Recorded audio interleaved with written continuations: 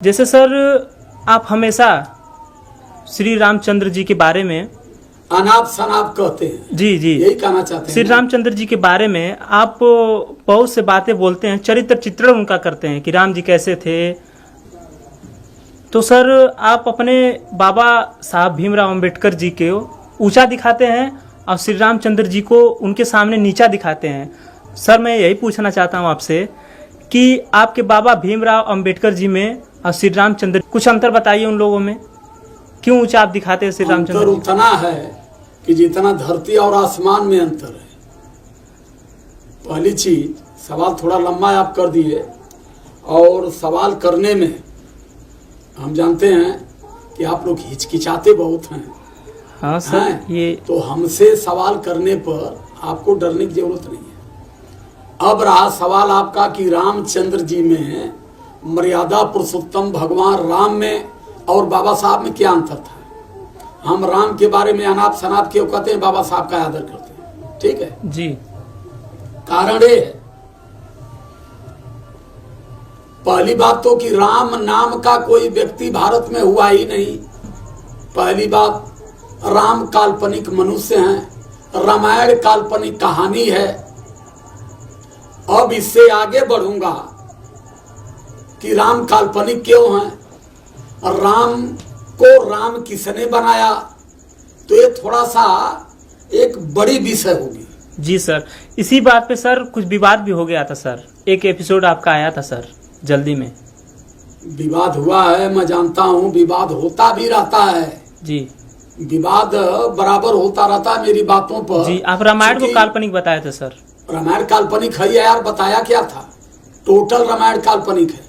ये बताइए मुझे कि राम पैदा ही नहीं थे, वाल्मीकि रामायण लिख दिया गया, राम का कोई पता नहीं।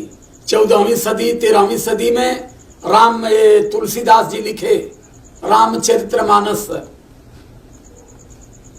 तो वाल्मीकि रामायण और रामचरितमानस के बीच में राम रहे।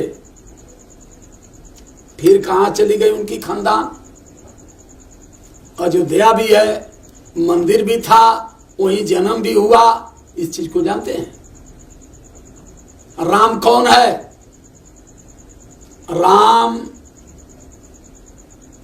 पुष्पमित्र सुंग नाम का एक ब्राह्मण राम है।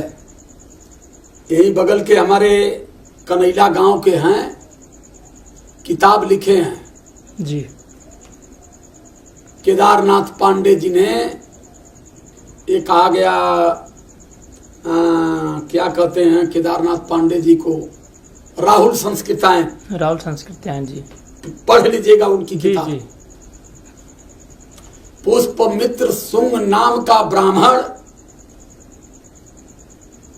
महाराजा बृहदत्त, जिनकी राजधानी थी पटना में, जी, उनकी हत्या किया। उनके सेना का सेनापति था महाराजा पुष्पमित्र सुंग, मौर्य वंश के थे। 10 मौर्य वंश, सम्राट अशोक से लेके बृहदत्त मौर्य तक 10 मौर्य वंश शासक रहे। और तब भारत की सीमा रसिया तक थी, विशाल भारत था जी।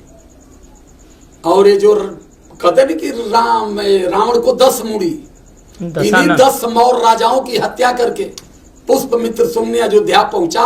तब अयोध्या नहीं थी, साकेत नगरी थी। उन्होंने जब यहां से बौद्धिस्टों का नाश किया, बौद्धिस्टों को खत्म किया, तब जाकर के उन्होंने साकेत नगरी का नाम अयोध्या रखवाया। अयोध्या, अब यहाँ कोई योद्धा नहीं है जो ब्राह्मणों की विचारधारा से युद्ध कर सके। तब साकेत नगरी को उन्होंने अयोध्या बनाया।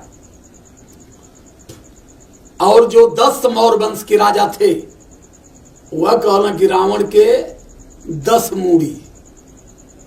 जी सर, मेरे यहाँ बृहदत्त को उन्होंने रावण साबित किया है। जी सर, मेरे देश में उनका पुतला भी जलाया जाता है सर। हाँ, तो पुतला, जब तक पुतला, यहाँ तो जितनी तौर त्योहार बनाया गया है, ये तो इसीलिए बनाया गया जहां जहां हमारे इतिहास को, हमारे महापुरुषों को, हमारे राजाओं को मारा गया है और मार करके उन पर त्योहार तैयार किया गया है।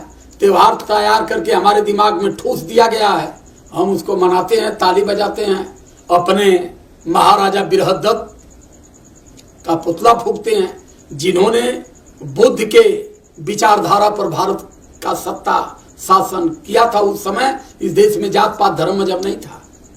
हमारे महाराजा बृहदत्त को ही इन्होंने रावण बताया कि 10 मूड़ी थी, माने 10 राजाओं को इन्होंने 10 राजा हमारे थे, खत्म होते गए। लास्ट राजा मौर्य वंश के थे महाराजा बृहदत्त मौर्य। बृहदत्त मौर्य की हत्या पुष्पमित्र शुंग नाम का ब्राह्मण किया, और वो राजा बृहदत्त के ससुराल का था। जब पढ़ेंगे तब नहीं सब मिलेगा, रामायण पढ़ते रहेंगे तो ये सब मिलेगा। इतिहास पढ़िए, इसीलिए कहता हूं उनके ससुराल का था। बृहदत्त की पत्नी के कहने पर उन्होंने चपरासी रखा पुष्पमित्र शुंग को, और उन्होंने राजा को ऐसे भरोसे में ले लिया कि राजा ने उठा करके सेनापति बना दिया और तलाश करने लगा। तलाश करते करते उस समय ये नियम था कि अगर अचानक राजा की मौत होती है तो राज सत्ता मंत्री के हाथ में होता था। जी सर, हाई कोर्ट से भी जो सुप्रीम कोर्ट है भारत का, वो भी ये मान चुकी है कि अयोध्या में श्री रामचंद्र जी जन्मे थे। सर क्यों ऐसा? कहाँ मान चुकी है सर? जन्मस्थली वहाँ अरे पर है। यार, कितना दिन तक चला है मुकदमा जानते हैं? जो सुप्रीम कोर्ट में बैठे जज हैं, जब राम पैदा हो रहे थे तो देख रहे थे वहां। सही है सर। कई कोर्ट का जो फैसला होता है दबाव में होता है, साबुत पर नहीं होता है जी। वहां जब खुदाई हो रही थी तो वहां बुद्ध का अवशेष मिल रहा है। कितना दिन तक कितनी जज आए और चले गए, कितना लंबा मुकदमा चला। केवल इसी सरकार में इसका फैसला आना था। इसी सरकार में सबसे समझदार जजमेंट करने वाले सुप्रीम कोर्ट में बैठे। वो क्यों किया गया पूरा भारत देश जानता है। ये आप मत कहिए जी कि उन्होंने मान लिया। वो क्या मान लिए, वो क्या नहीं मानेंगे, वो तो एक दूसरी विषय हो गई। जी। आज भारत देश की कोई ऐसी चीज नहीं बनी है कि जो न्याय प्रिय हो और उसका न्याय मिल सके कोर्ट से। ये पूरे भारत देश के पिछड़े समाज के, उत्तर प्रदेश का भी पूरा आरक्षण खत्म कर दिया गया। सुप्रीम कोर्ट नहीं जानती है ये अधिकार लोगों का क्यों खत्म किया गया। जी सर, अब बार बार कहते हैं कि मेरे संविधान के साथ छेड़छाड़ किया जा रहा है। सर क्या ऐसा किया जा रहा है? संविधान की सारी ताकत खत्म की जा रही है। जो ताकत हमारे लिए बाबा साहब दे करके गए थे संविधान में, वो धीरे धीरे धीरे धीरे सारे आर्टिकल को खत्म कर रहे हैं कि जब आर्टिकल खत्म हो जाएगा तो इन्हें बौना बना दिया जाएगा, इन्हें विकलांग बना दिया जाएगा, और ये विकलांग हो जाएंगे तो फिर हमारे खिलाफ लड़ाई नहीं करेंगे। इस चीज को समझिए। तो वही चीज है कि सुप्रीम कोर्ट ने अगर माना कि नहीं राम की जन्मस्थली थी, तो राम कब जन्मे? अभी एक मुकदमा किया जाए कि राम कब जन्मे, इस पर स्पष्टीकरण सुप्रीम कोर्ट दे पाएगा कोई? पुष्पमित्र शुंग ने इस देश में लोगों को फंसाने के लिए अपने आप को राम साबित करके वाल्मीकि नाम के ब्राह्मण को बुला करके उन्होंने वाल्मीकि रामायण तैयार किया।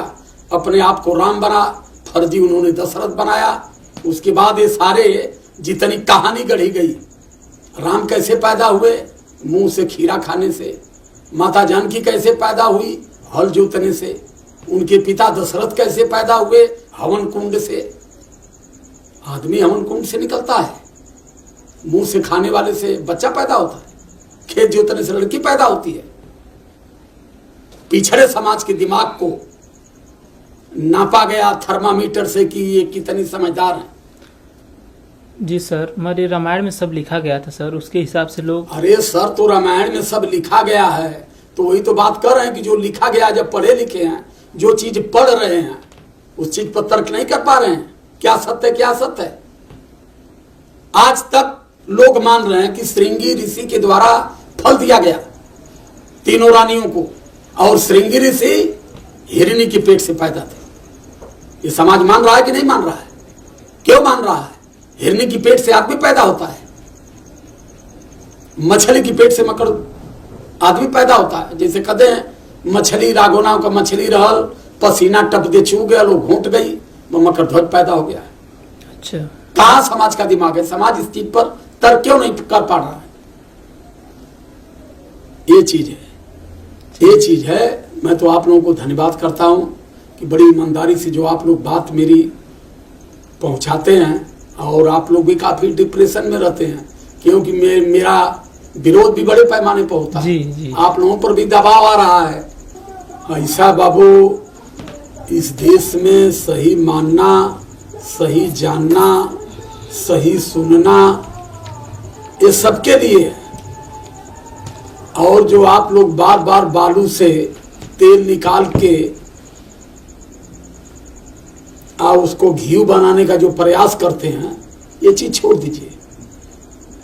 क्योंकि हमें जितना कहना है, जितना कहना होता है, हम अपने गीत के माध्यम से अपने समाज को भेजते हैं। क्योंकि हमारा समाज थोड़ा सा नच दिखवा समाज है।